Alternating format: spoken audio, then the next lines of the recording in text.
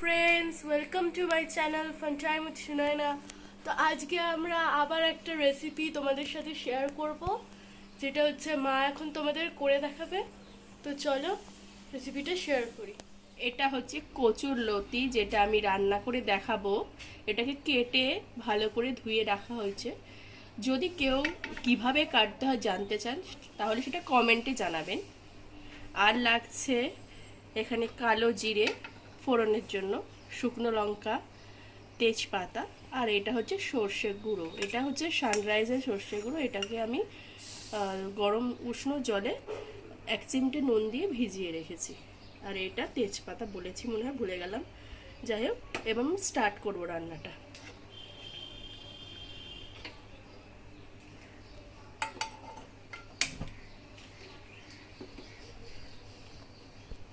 এতে আমি এবার দেব প্যানের মধ্যে সর্ষের তেল। সর্ষের তেলে এই রান্নাগুলো খুবই ভালো, অন্য তেলে অতটা টেস্ট হবে না। তো একটু বেশি করেই তেলটা দেব। যারা হেলথ কনসিয়াস তারা তাদের মতো দেবেন, কিন্তু আমার মনে হয় এটা একটু তেলটা বেশি দিলে ভালো হয়। এবার দেব আমি শুকনো লঙ্কা। আমি আবার শুকনো লঙ্কা একটু কালচে না হলে আমার আবার ভালো লাগে না, একটু ভাজা ভাজা হোক।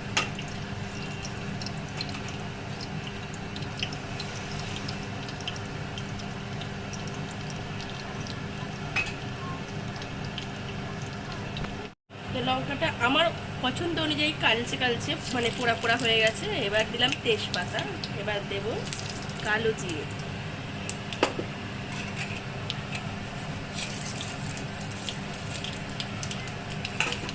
বেশি টাইম নিলে পুড়ে যাবে ফোড়নটা। এবার এতে দিয়ে দেবো লতি।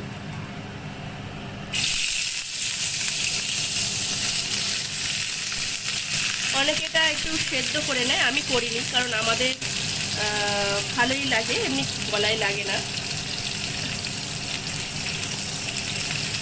তো এটাকে একটু ফ্রাই মতো করতে হবে। এতে এবার দেবো আমি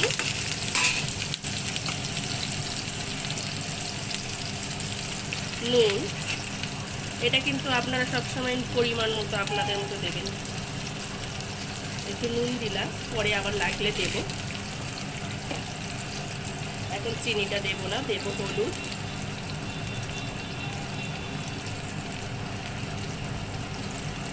হলুদটা আটকে গেছে। এবার একটু নাড়ানাড়ি করি।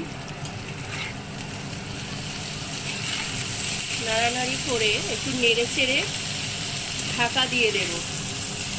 ওপেন আমি করতে পারি ঢাকা না দিয়ে, কিন্তু এখন যা গ্যাসের দাম বেড়ে গেছে না, যতটা সাশ্রয় করা যায় ততটাই ভালো নিজেদের ক্ষেত্রে। কে বলুন তো সঞ্চয় করতে চায় না? তো যাই হোক, আমি এটা একটু ঢাকা দিয়ে দেব।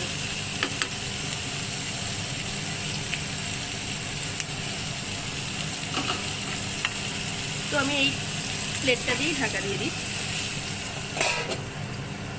বলি আমার একটু এই ঢাকনাটা প্রবলেম হচ্ছিল বলে এটা আমি চেঞ্জ করে নিয়েছি। আর মোটামুটি প্রায় 10 মিনিটের মতোই ঢাকা দেওয়া ছিল। আমার এটা ভাজা ভাজা হয়েছে লতিটা। হ্যাঁ, ভালোই ভাজা হয়ে গেছে। এতে এবার আমি দিয়ে দেব সর্ষে বাটাটা, মানে সর্ষে গুঁড়ো, সানরাইজে দিয়ে দিই। হ্যাঁ, এতেই সেদ্ধ হয়ে যাবে, ওই জন্য আমি জলটা একটু বেশি করে দিয়েছি।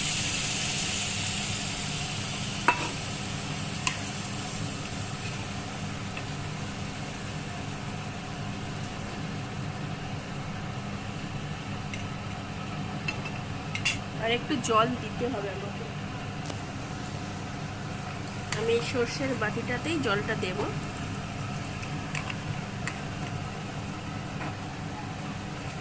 দিয়ে এটা ভালো করে ধুয়ে আর ফেলে দেবো। এটাকে তো একটু ফুটতে দিতে হবে।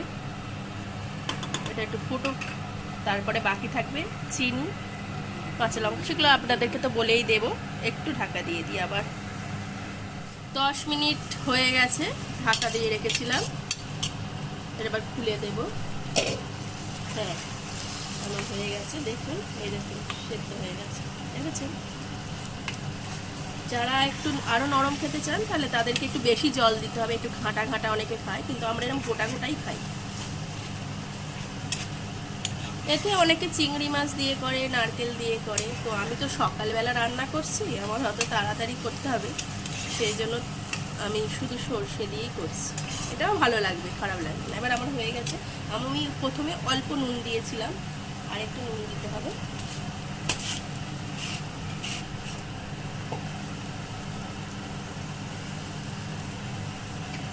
নুন দিলাম, এবার দেব চিনি।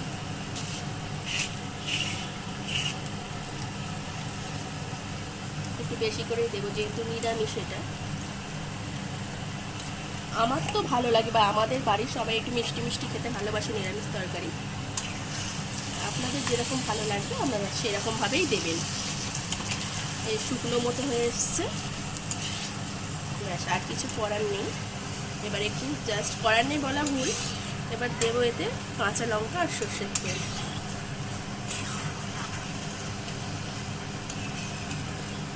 এই যে এইরকম হবে দেখতে, দেখতে এইরকম হবে। এবার কাঁচা লঙ্কাটা কেটে দিয়ে দেবো।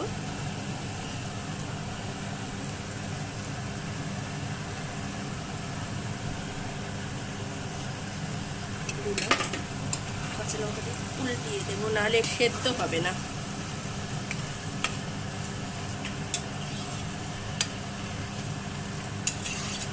ব্যাস আমার হয়ে গেছে। এবার লাস্ট ফিনিশিং টাচ হচ্ছে সর্ষের তেল। ব্যাস আমার রান্না কমপ্লিট। এটা খুলে রাখলে সর্ষের তেলের ঝাঁঝটা উড়ে যাবে। তাই আমার রান্না তো কমপ্লিট, তাও আমি এটাকে ঢাকা দিয়ে রাখবো। এই আমি গ্যাস অফ করে দিলাম।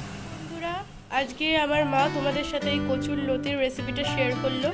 রেসিপিটা কেমন লেগেছে অবশ্যই কমেন্ট করে জানাবে। আর যদি ভালো লাগে ভিডিওটিতে একটি লাইক করে দেবে, ও যদি মনে হয় বন্ধুদের সাথে শেয়ার করে দেবে ভিডিওটি। তো পরের ভিডিওতে আবার দেখা হচ্ছে, ততদিন ভালো থাকো, সুস্থ থাকো। আজকের মতো এখানেই শেষ করছি।